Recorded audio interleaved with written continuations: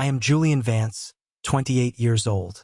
Just 10 days ago, my family inherited a massive $18 million estate and a fleet of hypercars, while I was handed nothing but a small, sealed envelope. While I was grieving the only man who ever loved me, my own mother looked at me in a room full of lawyers and family, laughed right in my face and said, "Guess your grandfather didn't love you that much." They mocked me right there in front of the entire legal team. But there is one thing they didn't know. That little envelope held a secret so powerful it would rewrite our entire family history. And right now, the same people who laughed at me are begging on their knees to save them from total bankruptcy. Before I tell you exactly what happened, hit that like button if you believe in karma and true justice. And don't forget to let me know where you're watching from in the comments down below. Now, let's go back to where it all started. I stepped out of the automatic doors at nice Côte d'Azur airport, and the bright Mediterranean sun hit me like a physical force. I was 28 years old, making $44,000 a year as a paramedic back in Baltimore, Maryland. I was wearing scuffed steel-toed work boots, faded denim jeans, and a jacket that had seen way too many overnight shifts. I looked exactly like what I was. A blue-collar guy who had absolutely zero business breathing the rarefied air of the French Riviera. Around me, people were moving with that effortless grace that only comes from deep generational wealth. Women in designer linen, men with watches that cost more than my entire apartment building. And then there was me, gripping the strap of my canvas backpack, feeling the thin paper of an envelope pressing against my chest from inside my jacket pocket. I scanned the arrivals area. Amidst a sea of sleek black suits and digital tablets, I saw him, an older gentleman, impeccably dressed in a tailored chauffeur's uniform, holding a crisp white placard with sharp black lettering. It read, "Julian Vance." I walked over, my boots heavy against the polished floor, cleared my throat. "That's me." The man lowered the sign. He didn't sneer, but his eyes did a quick, professional sweep of my appearance. It took him exactly 2 seconds to register that the man standing before him did not match the name on his manifest in any logical sense. The expectation was undoubtedly someone dripping in designer labels, someone who belonged in this world. The reality was a guy who usually spent his Tuesday nights doing chest compressions on the wet asphalt of East Baltimore. "Mr. Vance, welcome to Nice," he said, his English flawless, wrapped in a thick, refined French accent. "My name is Gerard. I will be driving you to Monaco." I blinked. I had barely slept on the transatlantic flight, and the jet lag was a thick fog in my brain. "Thank you. Who sent you?" Gerard's posture shifted. It was a microscopic change, a slight stiffening of the spine. It was the kind of involuntary physical reaction people have when they invoke the name of someone who commands absolute, unquestionable authority. "Sir, the prince wants to see you." I did not have a response for that. I simply followed him out to the curb where a gleaming black Mercedes S-Class was waiting. When I slid into the back seat, the heavy door closed with a solid, isolating thud, shutting out the noise of the airport. The interior smelled of expensive leather and quiet money. The drive from Nice to Monaco takes about 30 minutes along the Moyen Corniche, a winding road carved directly into the cliffs high above the Mediterranean Sea. I stared out the tinted window. Down below, the water was an impossible, endless blue, dotted with white yachts that looked like scattered diamonds. It was beautiful, but it felt entirely alien. I felt like an imposter. My grandfather, Arthur Vance, was a man who lived in a modest brick row house in Baltimore. He wore the same 3 heavy wool sweaters in rotation every winter. He drove a 15-year-old station wagon. He ran a mid-sized maritime logistics company and spent his weekends tinkering on his old sailboat. How in the world did a man like that have a connection to a prince in Monaco? Gerard navigated the tight, winding streets of the principality, eventually approaching the Palais du Prince, the royal palace on the Rock of Monaco. We bypassed the main tourist areas and slipped through a heavily guarded private entrance. When the car stopped, Gerard opened my door. "Prince Albertine will receive you in the private residence. Please follow me." I walked through stone courtyards older than the United States, down corridors lined with centuries-old oil paintings. The silence in those halls was heavy, the kind of silence that has been keeping secrets for generations. Finally, Gerard opened a set of heavy oak doors and gestured for me to enter. The room was a massive library, flooded with golden sunlight overlooking the harbor. Standing near the window was a man in his late 70s. He was tall, silver-haired, radiating an aura of absolute command. He wore a simple gray suit, but the tailoring was so precise it looked like armor. He turned as I walked in. I expected a cold, royal greeting. Instead, the hard lines of his face melted. His expression shattered into something profoundly personal and deeply grieving. It was the look of a man who had just seen a ghost he desperately missed. "You have his jawline," the prince said softly. "And the way you stand exactly like him." My heart hammered against my ribs. "You knew my grandfather?" Prince Albertine stepped forward and extended his hand. His grip was iron-tight. "I knew Arthur Vance for 41 years. He was the greatest friend I ever had. I have been waiting for you, Julian. It is time you knew the truth about your family." To understand the absolute insanity of that moment, you have to understand the nightmare I had just walked away from. You have to understand what happened exactly 10 days earlier, back in a cold, sterile room in Maryland. I thought the worst was over when we buried my grandfather. I was so incredibly wrong. 10 days before I stood in a royal palace, I was sitting in the mahogany-paneled conference room of Charles Sterling, a high-powered estate lawyer in downtown Baltimore. The air in that room was thick, suffocating. It smelled of stale coffee and the specific kind of greed that only surfaces when a wealthy relative dies. There were 9 of us crammed around a table designed for 6. My mother, Eleanor, sat directly across from me. She was adjusting her designer silk scarf, checking her reflection in her phone screen, looking more like she was waiting for a spa appointment than attending her father's will reading. Next to her was my stepdad, Richard Sterling, coincidentally, the lawyer's brother. Richard was a ruthless real estate developer who measured human worth strictly by square footage and stock portfolios.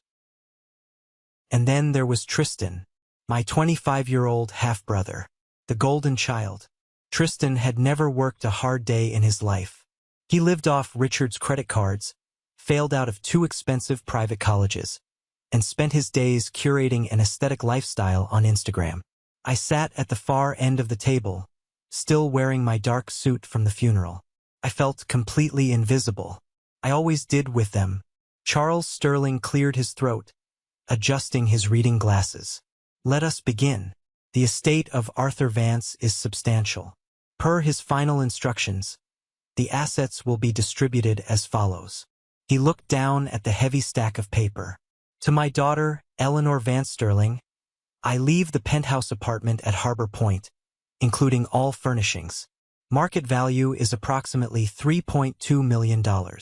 My mother actually clapped her hands together, a sharp, excited sound. She had been coveting that penthouse for a decade, always commenting on the panoramic views of the inner harbor. To my brother, Marcus Vance, and my son-in-law, Richard Sterling, I leave the controlling 80% stake in Vance Maritime Logistics." Richard smirked, leaning back in his leather chair. He had been trying to get his hands on the company's waterfront warehouses for years to bulldoze them and build luxury condos. "To my grandson, Tristan Sterling," the lawyer continued, "I leave the collection of motor vehicles housed at the county estate. This includes the 2023 Rolls-Royce Phantom, the 2022 Lamborghini Aventador, the Ferrari 488, and the classic Porsche 911. Tristan pumped his fist under the table. "Let's go," he whispered, already pulling out his phone, probably to text his friends about the hypercars he now owned. I just sat there, my hands folded tightly in my lap. I didn't care about the money. I really didn't. I just wanted to hear my grandfather's words. I wanted to know that he remembered our time together. Charles Sterling flipped the page. The room went dead silent. Everyone looked at me.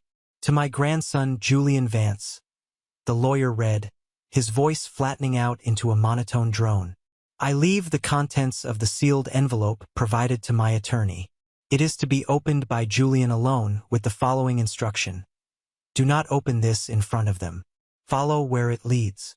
The lawyer reached into his leather briefcase and slid a small, standard white envelope across the massive conference table. It stopped right in front of me. I looked down at it. My name was written on the front in my grandfather's unmistakable, shaky cursive. For about 3 seconds, nobody breathed. And then my mother laughed. It wasn't a polite chuckle. It was a harsh, dismissive, echoing laugh. The kind of laugh that strips you naked and leaves you freezing in the snow. An envelope? She gasped, wiping a tear of amusement from her eye. Everyone else gets the company, a multi-million-dollar penthouse, a literal fleet of supercars, and you get a piece of paper? Guess your grandfather didn't love you that much, Julian. Tristan snickered. Richard just shook his head, looking at me with the same exhausted pity he had shown me since I was a child. My chest tightened until it felt like my ribs were cracking. I grabbed the envelope, shoved it into my jacket pocket, pushed my chair back, and walked out. I didn't say a word. I just walked out into the freezing Baltimore air, my own mother's laughter ringing in my ears. That laughter wasn't new. It was the soundtrack of my entire life. Growing up, I was the heavy baggage my mother brought into her new, shiny marriage with Richard. When Tristan was born, I ceased to exist. Tristan got the private tutors and the massive college fund. I got public school and was told to figure it out myself. I was entirely cut out of the family's financial planning. While they had lavish Thanksgiving dinners at country clubs, I was usually scheduled to work, and no one ever saved me a plate. The only person who ever saw me, who ever really looked at me, was my grandfather Arthur. Every Sunday I would drive down to the marina, and we would take his old, beaten-up sailboat, the Horizon, out onto the Chesapeake Bay. He was a quiet man. He taught me how to sail not by looking at the water, but by feeling the air. Read the wind, Julian, he used to tell me, his weathered hands gripping the wooden wheel. People will lie to your face. Numbers on a spreadsheet can be manipulated, but the wind never lies. If you learn to read the wind, you'll always know what's coming before anyone else does. When I was 19, I watched a paramedic save a woman's life on the sidewalk after a terrible car crash. That day, I knew what I wanted to do. I didn't want to chase real estate deals or push papers. I wanted to be the person who showed up on the worst day of someone's life and made it better. When I told my family, my mother called it a blue-collar tragedy. My grandfather just nodded, patted my shoulder, and said, "You collect lives, Julian. They just collect things. You're the richest one in the room." I needed comfort that night. After the will reading, I drove my beat-up Honda Civic straight to my girlfriend Chloe's apartment. We had been together for 2 years. I thought she was my sanctuary. I stood in her doorway, soaking wet from the freezing rain, and told her what happened. I told her about the penthouse, the Rolls-Royce, the company, and I told her about the envelope. Chloe didn't hug me. She crossed her arms and leaned against the doorframe. Her eyes were cold. "So you got nothing," she said. Her voice was flat. "I got a letter, Chloe. But it's not about the money. It's how they treated me." "Julian, stop," she interrupted, holding up a hand. "You're 28. You work insane hours for a paramedic salary that barely covers rent. I'm tired of struggling.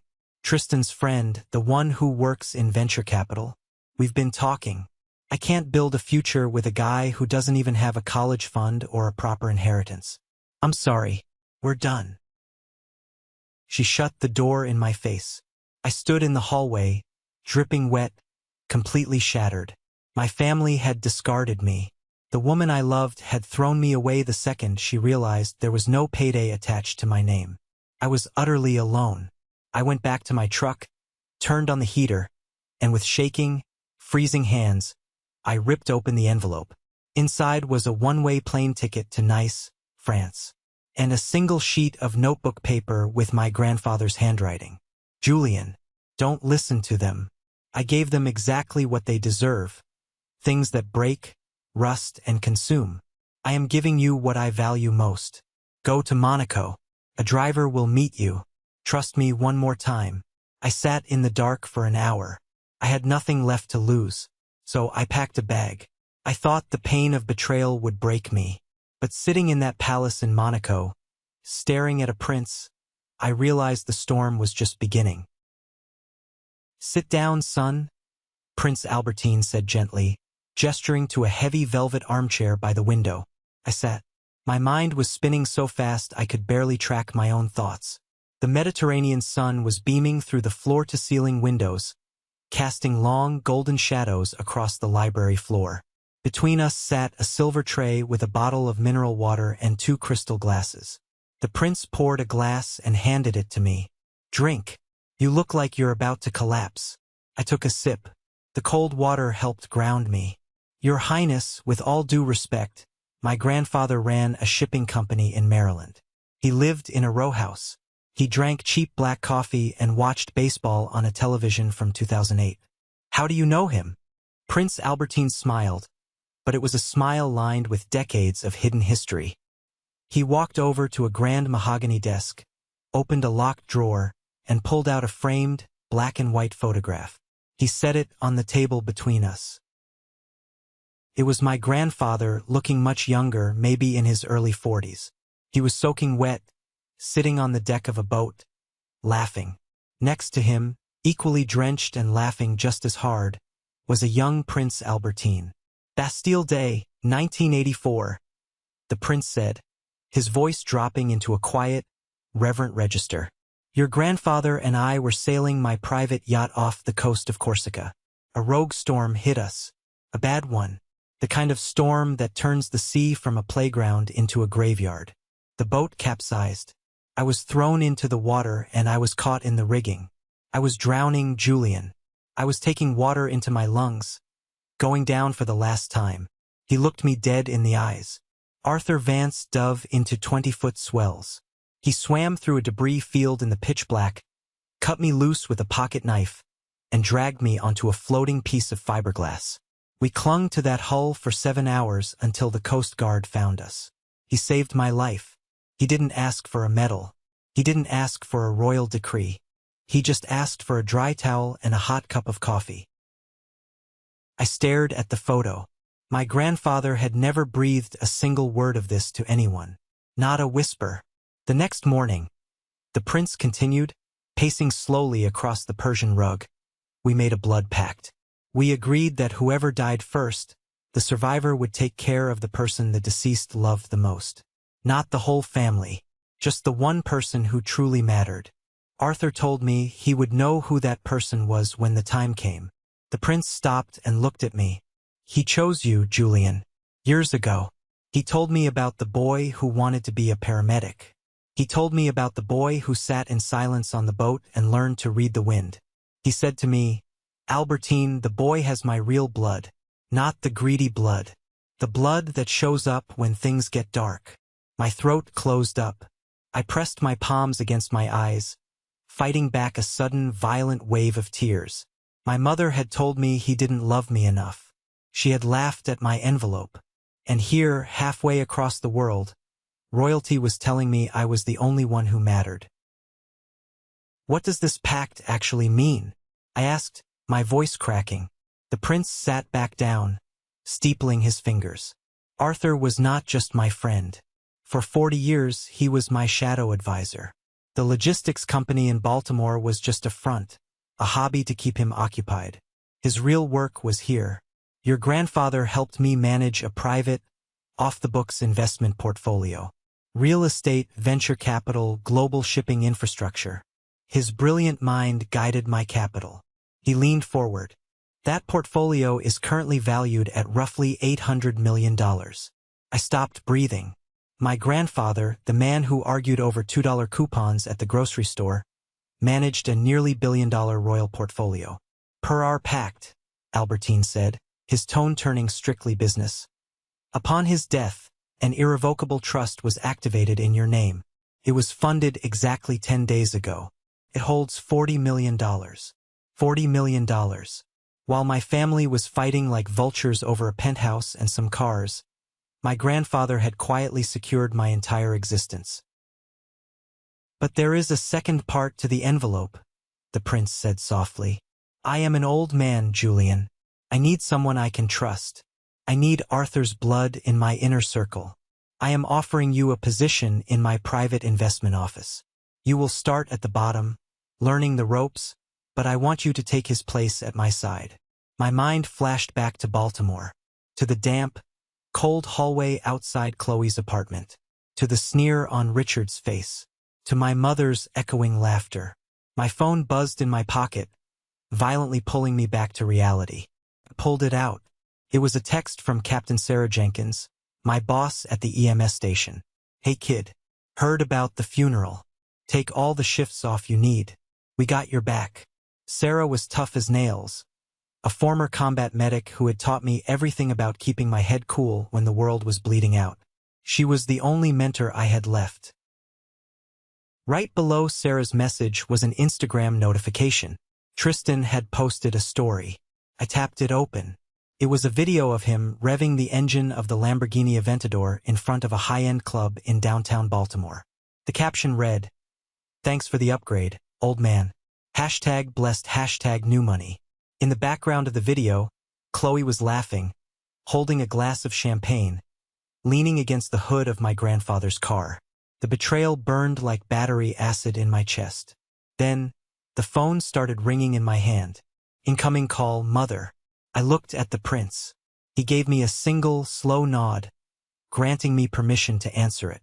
I hit accept and put it on speaker. Hello, Julian. Finally. My mother's voice snapped through the speaker, crisp and irritated. Listen, Richard's lawyer is drawing up some supplemental inheritance documents. Since you were technically left out of the main estate, they need you to sign a legal waiver relinquishing any future claims to the logistics company or the properties. Just a formality. When are you back from your little European vacation? She didn't ask how I was. She didn't ask where I was staying. She just needed my signature so they could lock down the money. I gripped the phone.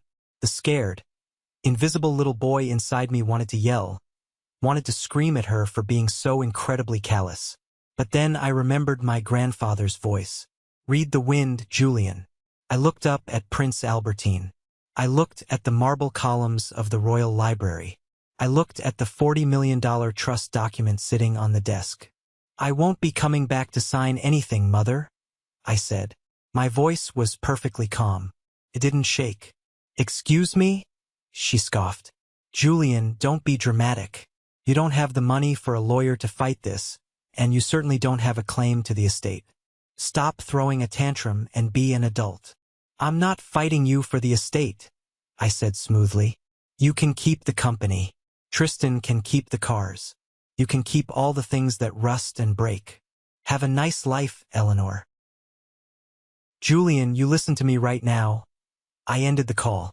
I didn't block her number. I just put the phone face down on the silver tray.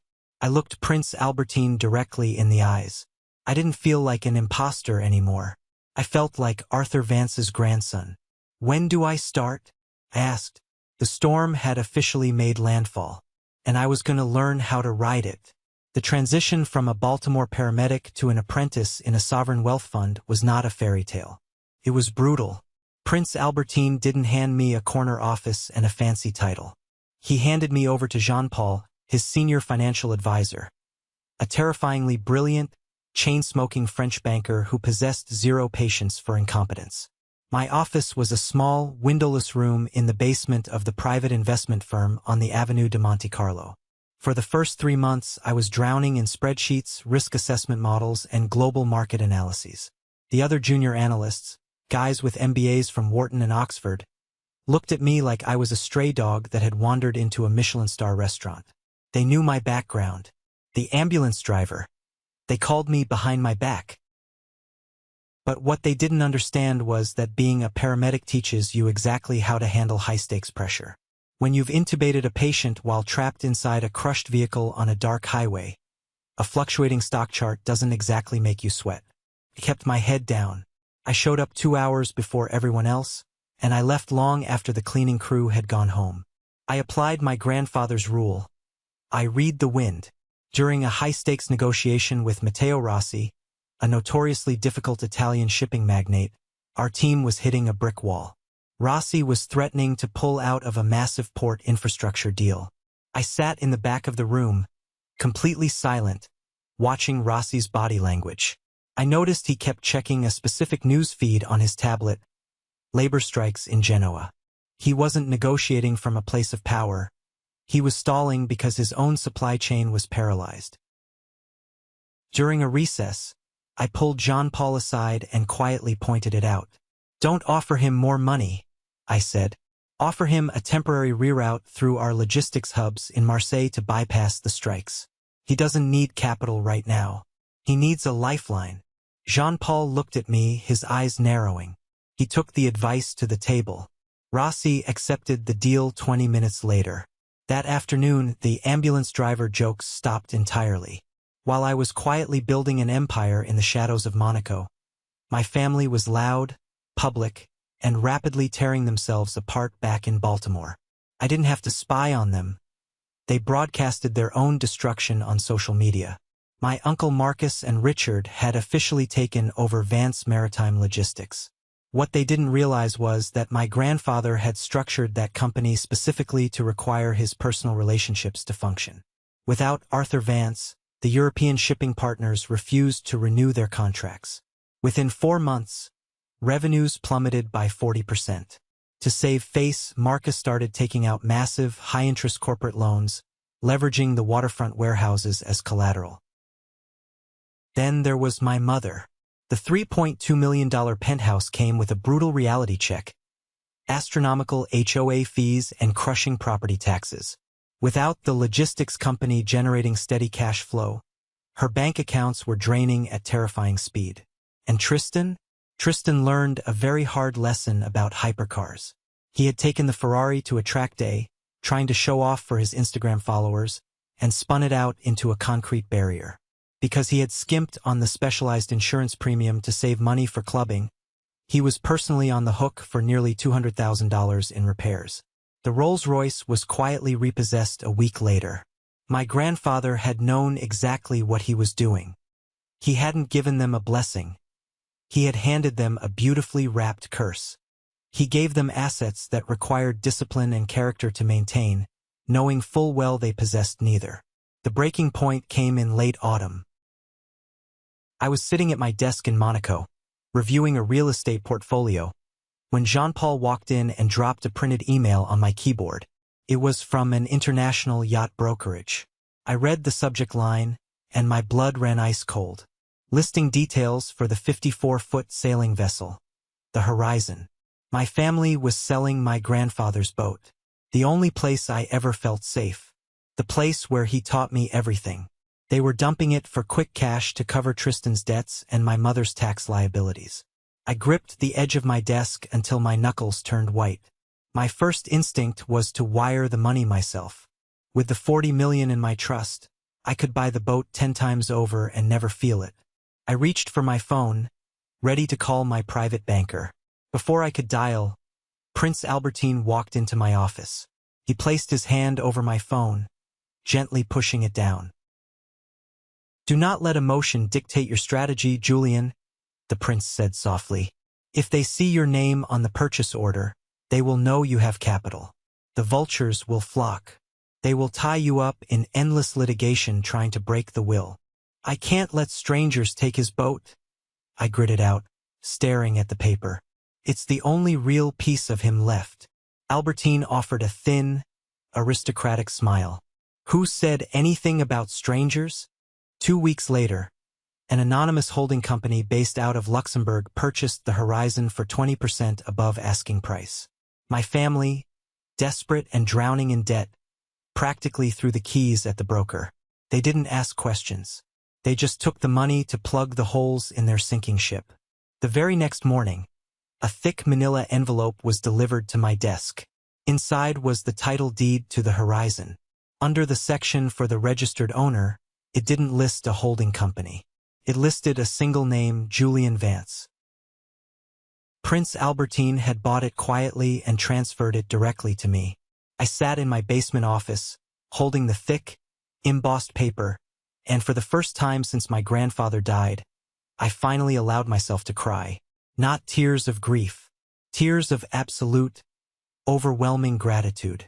I thought my connection to my family was severed for good. I thought they would slowly fade into bankruptcy, and I would live out my days quietly in Monaco.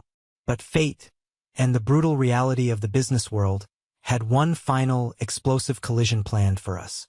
Because 3 months later, the Monaco Yacht Show rolled into town, and my desperate, debt-ridden family had scraped together their last dollars to buy VIP tickets, hoping to find a wealthy investor to save their collapsing company. They had absolutely no idea whose territory they were walking into. Let me paint a very specific picture for you, because unless you have seen it with your own eyes, it is almost impossible to comprehend the sheer scale of the Monaco Yacht Show. September in the Principality of Monaco is unlike anywhere else on the face of the earth. The brutal, suffocating heat of the Mediterranean summer finally breaks, leaving behind this crisp, golden breeze that sweeps down from the mountains. And for 4 days, Port Hercules transforms into the undisputed epicenter of global wealth. We are not talking about weekend fishing boats or the nice little cruisers you see parked at your local marina back in the States.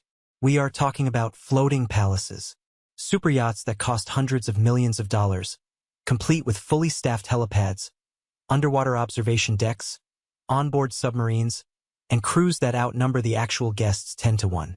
The air smells like expensive aviation fuel, salt water, and the kind of perfume that you cannot buy in a department store. I was no longer the exhausted, underpaid paramedic walking around in scuffed steel-toed boots. It had been 9 months since I opened that little white envelope in the freezing cab of my rusted Ford truck. 9 months of relentless, grueling, mind-bending education under Jean-Paul and Prince Albertine. I was wearing a bespoke navy suit, tailored specifically for my frame in Milan. I had learned how to read a room full of European billionaires, how to negotiate global shipping lanes without giving up leverage, and, most importantly, how to hold my absolute silence until the exact right moment to strike. My entire life had shifted drastically, but my core, the guy who learned to read the wind on the Chesapeake Bay and who always showed up when things got dark, remained exactly the same. Prince Albertine, Jean-Paul, and I were standing on the expansive aft deck of the Lumina, a breathtaking 200-foot vessel owned by a prominent Greek shipping magnate named Kostas. We were in the final stages of closing a massive, multinational infrastructure investment deal. The vintage champagne was flowing into crystal flutes, the contracts were being signed, and I felt a deep, quiet, unshakable sense of pride settling into my bones. I had earned my place at this table, not through a famous last name, not through blind inheritance, but through sweat, late nights, and the character my grandfather had instilled in me. That was exactly when I saw them. I was looking down over the polished teak railing onto the main public promenade of the dock when my eyes locked onto a familiar, chaotic, entirely out-of-place energy. It was my mother, Eleanor. Walking right beside her were my former stepdad Richard, my uncle Marcus, and my golden child half-brother Tristan. They looked incredibly, painfully out of place. You see, true wealth whispers. It wears unbranded, perfectly tailored linen. It moves slowly. It speaks in quiet, measured tones because it has absolutely nothing to prove to anyone. My family, on the other hand, was screaming. Tristan was wearing a loud, heavily branded designer silk shirt that practically screamed, "New money." His eyes darting around frantically, as if he was desperately looking for a camera crew to document his presence. My mother was gripping a horribly flashy designer handbag so tightly that her knuckles were bone white, her face pulled taut with a strained, desperate, terrifyingly fake smile. Marcus was sweating profusely through his expensive collar, clutching a leather briefcase to his chest like it was a life preserver in the middle of the ocean. Richard was walking with his chest puffed out, trying to look dominant, but his eyes betrayed a deep, gnawing panic. Through the prince's extensive intelligence and financial network, I already knew exactly why they were here. Vance Maritime Logistics, the company they had so gleefully stolen from my grandfather's legacy, was bleeding out from a dozen different wounds. Marcus had alienated all of my grandfather's fiercely loyal European partners with his arrogant, corner-cutting American corporate tactics. They were drowning in high-interest corporate debt, and the American banks had completely cut off their credit lines after seeing their catastrophic quarterly earnings. They had scraped together their very last remaining liquid dollars, probably liquidating whatever was left of Tristan's college fund and taking out a second mortgage, just to fly to Monaco. They had bought VIP day passes, desperately hoping to corner a European investor on the docks and beg for a financial bailout. I watched them approach a group of high-level Italian logistics investors near one of the luxury display tents. I watched Marcus step forward, aggressively extending his sweaty hand, clearly trying to pitch his failing company with his usual bullying tactics. I watched the Italians glance at his flushed face, exchange a polite but brutally dismissive look among themselves, and simply turn their backs on him without saying a single word. It was pathetic to watch, but it was also the exact, precise bed they had meticulously made for themselves. I turned away from the railing, fully intending to let them fail in peace.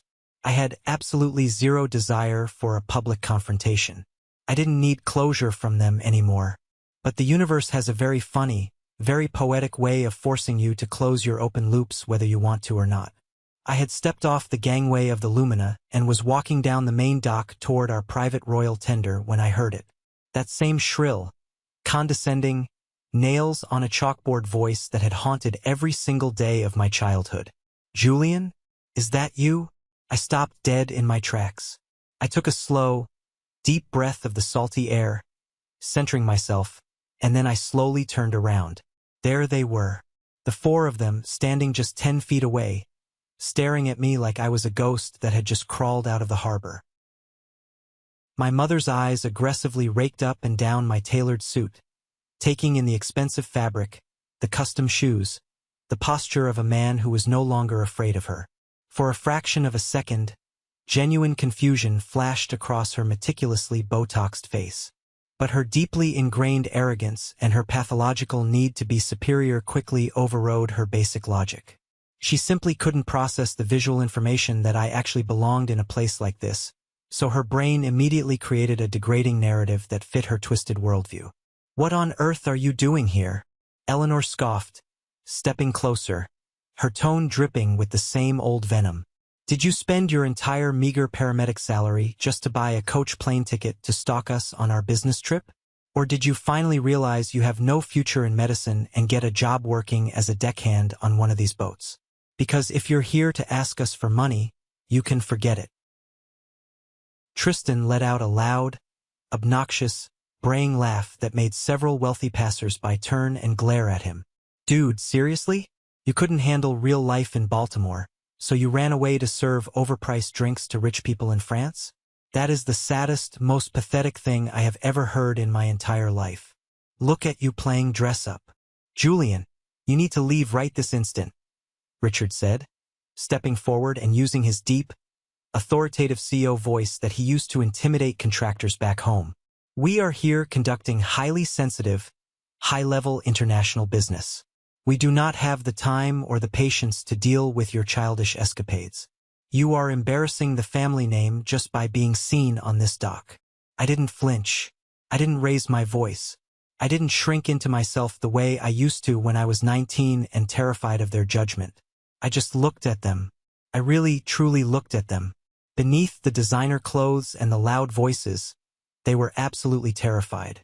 I could see the dark, exhausted circles under Marcus's eyes. I could see the way my mother's hands were trembling slightly against her expensive purse. They were cornered animals, lashing out because it was the only defense mechanism they had left. "I'm not embarrassing anyone, Richard," I said, my voice perfectly calm, perfectly level. "And I don't work as a deckhand." "Oh, please, spare me the lies," Eleanor snapped, aggressively stepping right into my personal space. Her heavy floral perfume was thick and overpowering, masking the smell of stale wine on her breath. "Don't you dare lie to us, Julian. We know exactly what you are. You're a paramedic with no inheritance, no ambition, and no future. You have always been a disappointment. Now turn around, walk away, and go back to whatever cheap hostel you're staying in before I have the marina security escort you out for loitering. Is there a problem here, Julian?" The voice cut through the humid, tense air like a finely sharpened scythe. The crowd of billionaires, models, and brokers on the dock immediately parted like the Red Sea. Prince Albertine, flanked by his two massive, stone-faced personal security guards, stepped up right beside me. He was wearing a flawless white linen suit, and his mere presence radiated an absolute, suffocating, undeniable aura of ultimate power. Uncle Marcus's jaw practically unhinged, dropping open in sheer disbelief. Richard completely froze in his tracks, his eyes bugging out of his head. They were in the international shipping business. They knew exactly who Prince Albertine of Monaco was. He wasn't just royalty. He was the undisputed kingmaker of the entire European maritime industry. One word from him could sink a fleet or build an empire.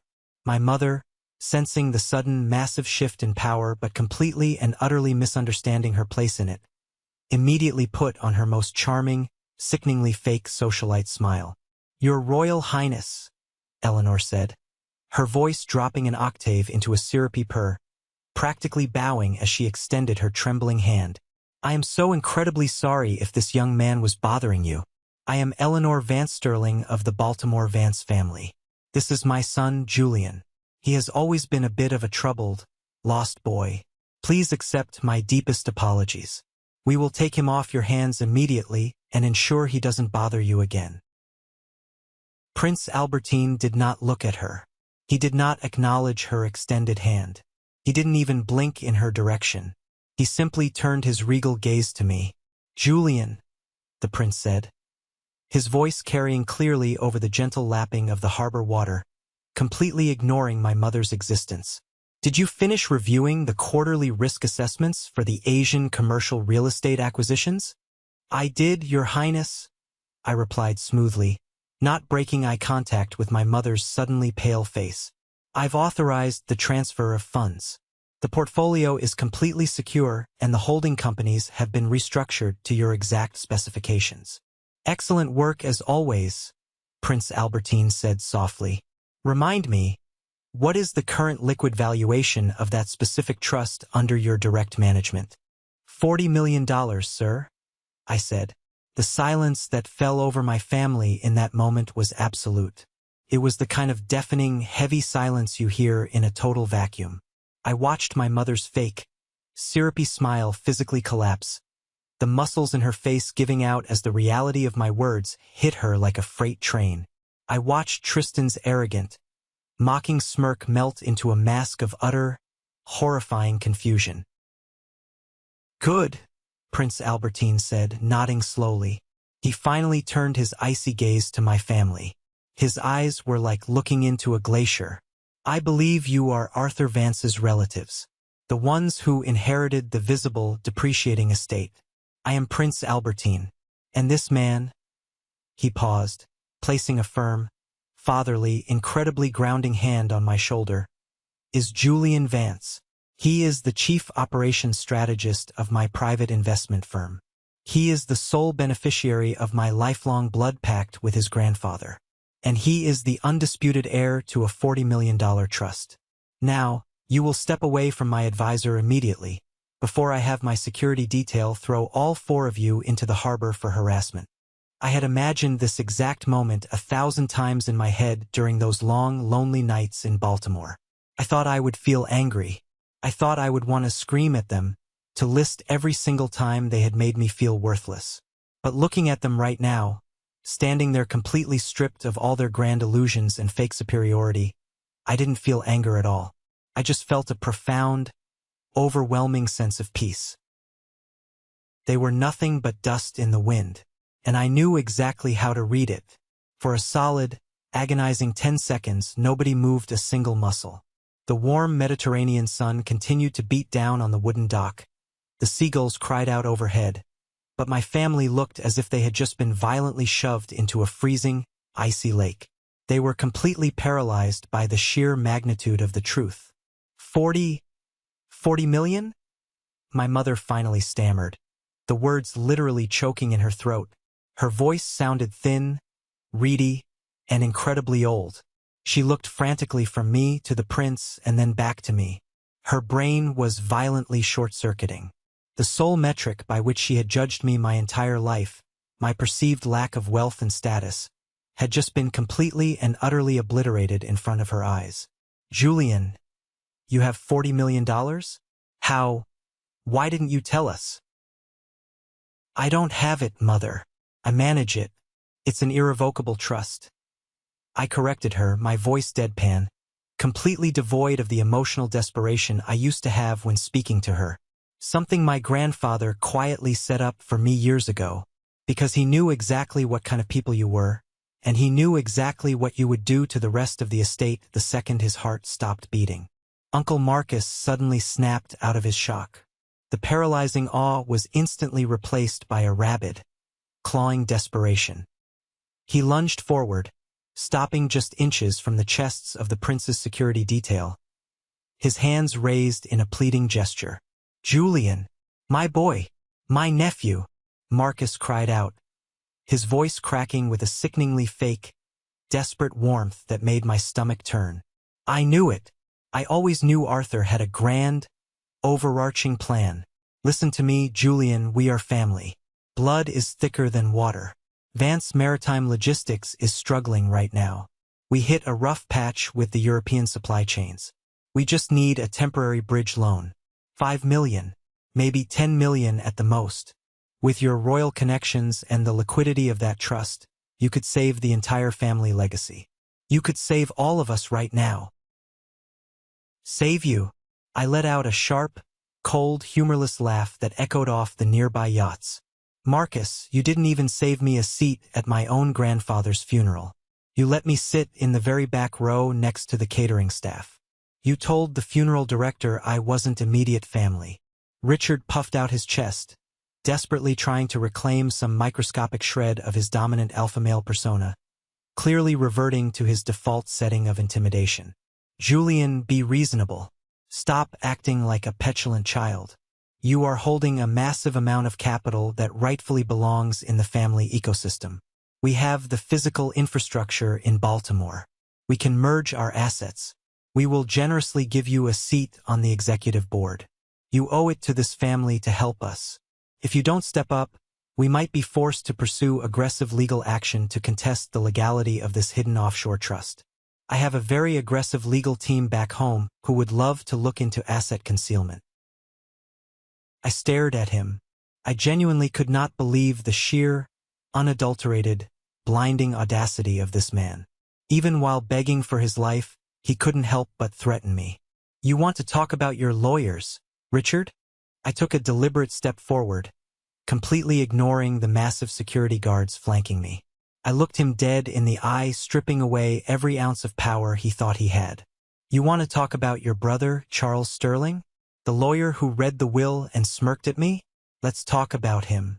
In fact, let's talk about the massive, gaping trap you all walked blindly into with huge smiles on your faces."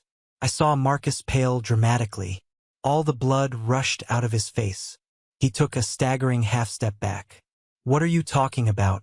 What trap?" Eleanor demanded, her voice rising to a panicked, shrill pitch. "You really thought my grandfather was just a doddering old fool, didn't you?" I said, my voice rising just enough to command the space, ensuring every single word landed like a physical blow.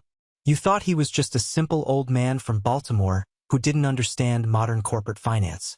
But Arthur Vance was a grandmaster at a game you didn't even know you were playing. And you were all just greedy, predictable pawns." I pointed a sharp finger directly at Marcus's chest.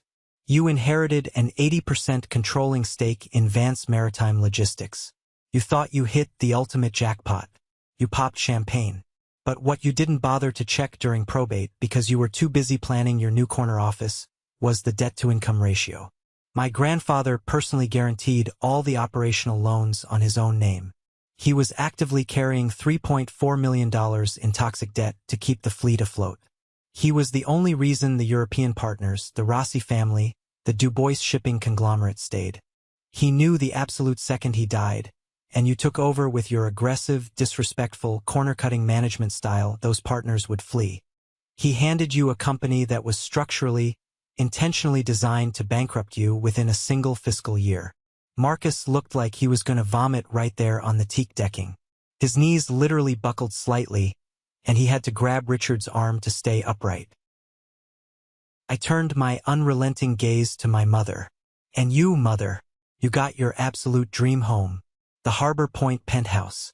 $3.2 million of prime waterfront real estate. You bragged about it to every single woman at your country club. But you completely forgot that old money doesn't mean free money. You inherited a luxury property with $22,000 in annual property taxes. You inherited an $1,800 monthly HOA maintenance fee. And you didn't read the fine print about the upcoming $200,000 special assessment for the roof repairs that the HOA voted on last November. You haven't worked a single day in 20 years. Richard's real estate firm is currently over-leveraged and bleeding cash. Tell me, mother, how many months until the bank formally forecloses on your perfect million-dollar view? Eleanor gasped loudly, a horrible, ragged sound, her hand flying to cover her mouth. Her eyes were wide with pure terror. Finally, I looked at Tristan, the golden child, the boy who was given everything I was denied. He was currently sweating entirely through his expensive silk shirt, looking like a scared little boy.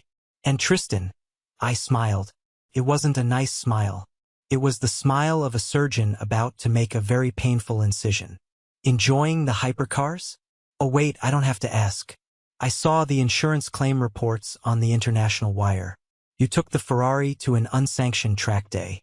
You turned off the traction control to show off for your Instagram followers and spun it out into a concrete barrier. Because you couldn't afford the specialized commercial racing premium, you violated the policy terms and voided the warranty entirely. You are personally liable for $250,000 in damages. And the Rolls-Royce? It got quietly repossessed by the bank last week because you couldn't even make the luxury climate-controlled storage payments. You inherited beautiful, engineered masterpieces that required millions of dollars to maintain, and you don't even know how to check the tire pressure. He set us up, Richard whispered, his face turning a mottled, furious purple. His hands were shaking in clenched fists. That vindictive old bastard set us up to fail. No, Richard. He gave you exactly what you wanted. I fired back, my voice echoing off the massive white hulls of the surrounding superyachts. He gave you things. Expensive, shiny, demanding, depreciating things. Because he knew your souls were hollow. He knew you measured love strictly by price tags and square footage. He knew your own greed would completely blind you to the massive liabilities attached to those assets. And he gave me the one thing that doesn't rust, doesn't depreciate, and can absolutely never be repossessed by a bank. He gave me his absolute trust. He gave me his knowledge. He gave me a future. Julian, please, I am begging you. My mother cried out, genuine tears finally spilling over her heavy, expensive makeup, ruining her mascara. But they weren't tears of remorse for how she had treated me my entire life. They were tears of abject terror for her own financial survival. I'm your mother. You came from me. You have $40 million. You have a royal prince backing your every move. You have to help us. We will lose everything. Please, Julian, don't do this to your family. I don't have to do anything, I said, my voice dropping back to a terrifying, absolute calm. The storm inside me had passed. When you handed me that envelope in Charles Sterling's office and laughed right in my face while my heart was breaking, you permanently severed the very last thread connecting us. You made your choice in that room. You proudly chose the money. Now, you get to live with the devastating consequences of that choice. I turned my back on them and looked at Prince Albertine, who had been watching the entire exchange with a look of quiet, profound approval. I believe we have a lunch reservation at the yacht club, Your Highness. Indeed we do, Julian, the prince said, his voice warm. He looked at my broken family one last, dismissive time. If any of you attempt to contact Mr. Vance again, or if you attempt to file a frivolous lawsuit regarding his inheritance or his trust, my personal legal team will destroy you so thoroughly that your grandchildren will be paying off the legal fees. Have a pleasant afternoon. We turned and walked away down the sunlit dock. I didn't look back. I didn't need to. I could hear the desperate, panicked, vicious arguing breaking out behind me as Marcus started screaming at Richard, and Eleanor started sobbing loudly. It was the pathetic sound of a house of cards finally collapsing in the wind. Let's pause for a moment. Thank you for staying with me this far, you're truly amazing. Please help me by liking the video and commenting the number 1 below so I know you've been here with me until this point. This not only helps more people discover this story, but also lets me know that my experiences mean something to someone. Your support is the greatest motivation for me to keep sharing the rest of this journey. Now, let me tell you about the absolute systemic devastation that followed that encounter. Because the universe and the ruthless laws of finance were not quite done with them yet. The fallout from that fateful day in Monaco was swift, brutal, and entirely self-inflicted. I didn't have to lift a single finger, hire a single lawyer, or enact any elaborate revenge plot to destroy them. Their own unrestrained greed, arrogance, and sheer incompetence did all the heavy lifting for me. A few weeks after the yacht show, I was sitting in my office when my private phone buzzed with a text message. It was from a number I hadn't saved, but one my memory unfortunately recognized immediately. It was Chloe, my ex-girlfriend. The woman who had slammed her apartment door in my face when I told her I only inherited an envelope. Julian, oh my God. I heard the rumors about Monaco. I saw a picture of you with the prince online. I am so incredibly sorry for how I acted. I was stressed and I made a huge, terrible mistake. Tristan is a complete fraud. He's broke and he treats me terribly. I miss you so much. I never stopped thinking about you. Can we please talk? I still love you. I stared at the glowing screen for a long time.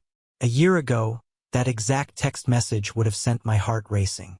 A year ago, I would have desperately begged for her attention, eager to prove I was worthy of her love. But sitting in my quiet, secure office overlooking the glittering Mediterranean Sea, I felt absolutely nothing. No anger, no vindication, just a deep, hollow pity. She didn't love me. She loved the idea of the $40 million trust she had heard whispers about. She loved the bespoke suits and the royal connections. I didn't reply. I didn't type out an angry paragraph telling her off. I didn't try to make her feel bad. I simply tapped her contact, hit block caller, and deleted the message thread. The profound, impenetrable silence was my final, definitive answer. Meanwhile, back across the Atlantic in Baltimore, the financial bloodbath was in full, terrifying swing. Tristan was the very first domino to fall. After the catastrophic Ferrari crash at the track day and the subsequent Rolls-Royce repossession, the exotic car dealership and the insurance underwriters teamed up and hit him with a massive, multi-million-dollar civil lawsuit for breach of contract, negligence, and property damages. Because he had zero actual income, no marketable skills, and had rapidly blown through whatever pitiful scraps were left of his college fund on VIP bottle service and designer clothes, he had absolutely no way to pay for a competent defense attorney. The court completely destroyed him. He was forced to declare Chapter 7 personal bankruptcy at the age of 25. The golden child, the boy who was supposed to rule the world simply by existing, was currently working the overnight stocking shift at a big-box retail electronics store just to pay off the court-ordered restitution fees. His Instagram account went completely dark. Then came Uncle Marcus. His downfall was Shakespearean in its tragedy. Through Jean-Paul's incredibly deep forensic accounting contacts, a massive, dark secret finally came to light. We discovered that Marcus had been maliciously manipulating my grandfather's estate planning for years behind everyone's back. During a messy, potential divorce a decade earlier involving my mother, Marcus had secretly colluded with Charles Sterling, the slimy estate lawyer, to restructure the Vance Maritime corporate assets. He had actively, persistently lobbied my grandfather to cut me out of the company entirely, whispering vicious lies about my supposed lack of ambition and blue-collar mentality. He thought he was orchestrating an absolute masterstroke of corporate espionage to steal the entire shipping empire for himself. But Marcus was playing amateur checkers while Arthur Vance was playing three-dimensional chess. My grandfather knew exactly what Marcus was doing the entire time. He knowingly let Marcus rewrite the will to take the controlling stake of the company, fully aware that Marcus wasn't smart enough or diligent enough to thoroughly read the complex debt ledgers and the personal guarantee clauses. When the loyal European partners inevitably pulled their contracts out of disgust for Marcus, Vance Maritime defaulted on its massive federal business loans. The IRS stepped in swiftly. They audited the company, uncovered Marcus's reckless, borderline fraudulent bookkeeping practices, and seized absolutely everything to cover the back taxes. They padlocked the waterfront warehouses, seized the remaining cargo ships, and auctioned off the corporate office building. But the worst part for Marcus was the personal guarantees. He didn't just lose the company.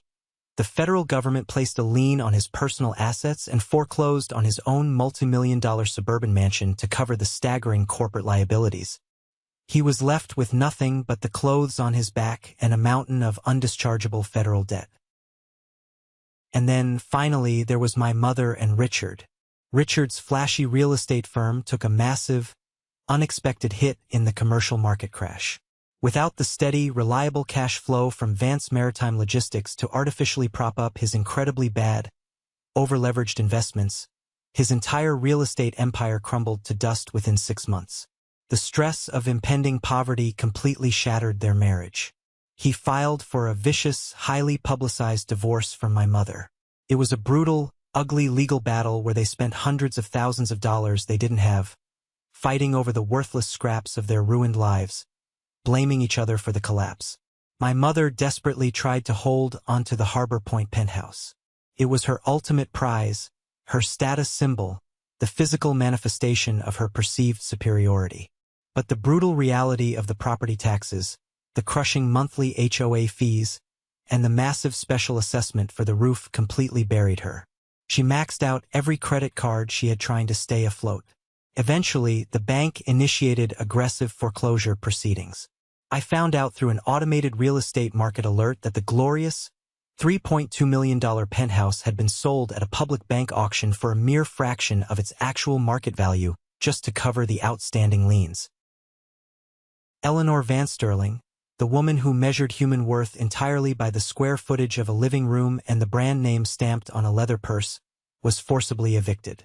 With her assets frozen in the divorce and no marketable job skills, she was forced to move into a tiny, depressing, 2-bedroom apartment in a rundown, undesirable suburb of the city. She had no savings account, no 401k retirement plan, no wealthy husband to bail her out, and a bankrupt son who was sleeping on her lumpy couch. She tried to call me one last time. It went straight to voicemail. She was crying, really, genuinely sobbing into the receiver. She told me she was so sorry for everything. She told me she loved me more than anything in the world. She begged me to call her back, to just talk to her. But I knew the absolute, undeniable truth. She wasn't crying because she missed her son. She wasn't crying out of maternal guilt. She was crying because she had lost her money, her status, and her penthouse, and the son she had mercilessly mocked just happened to be the only functioning ATM left in the world. I didn't call her back. I had finally learned the hardest, most vital lesson of my entire life. Sometimes, the absolute only way to heal from deeply toxic family members is to amputate them completely from your existence. You cannot save people who are determined to drown you just to keep their own heads above water. They had spent their entire lives desperately collecting things that rust, things that break, and things that consume. And in the bitter end, those exact things consumed them alive. It has been a little over a year since that chaotic, defining day on the sun-drenched docks of Monaco. A lot has changed in my world. I am no longer just a junior apprentice learning the ropes of international finance. Last month, Prince Albertine pulled me into his private study and gave me a major, life-altering promotion. I am now the executive director of European Philanthropic Ventures for his sovereign wealth fund. I take the massive capital that my grandfather spent 40 years helping to build, and I direct it toward causes that actually matter. I fund global healthcare initiatives, build emergency response infrastructure in disaster zones, and finance advanced medical training programs in developing nations. I get to use high-level finance to save human lives on a scale I never, ever could have imagined back when I was a 28-year-old kid riding in the back of a Baltimore City ambulance, fighting to keep a pulse going. I make a fantastic, secure salary. I have a beautiful, quiet apartment in the Fontvieille district overlooking the water. I have the deep, genuine respect of my incredibly talented peers. But if you ask me what the most valuable thing I own is, I won't point to my bank account, my title, or my suit.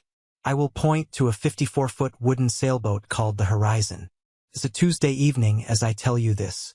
I am sitting on the worn wooden deck of the Horizon, currently moored peacefully in the quiet, protected waters of the French Riviera. The sun is setting over the mountains, casting a brilliant, breathtaking fire of orange and deep purple across the vast Mediterranean sky. I am not wearing a suit. I am wearing an old, faded gray t-shirt and canvas shorts. The air smells strongly of salt, sea spray, and absolute, unconditional freedom. I have one hand resting lightly on the heavy wooden steering wheel. The wood is worn smooth and polished by decades of use, specifically in the exact spots where my grandfather used to grip it when he fought the currents of the Chesapeake Bay. Sometimes, when the sea is incredibly quiet and the wind hits my face at just the right angle, I swear to God I can still feel Arthur Vance standing right beside me, pointing out toward the deep water. He didn't just leave me an offshore trust fund.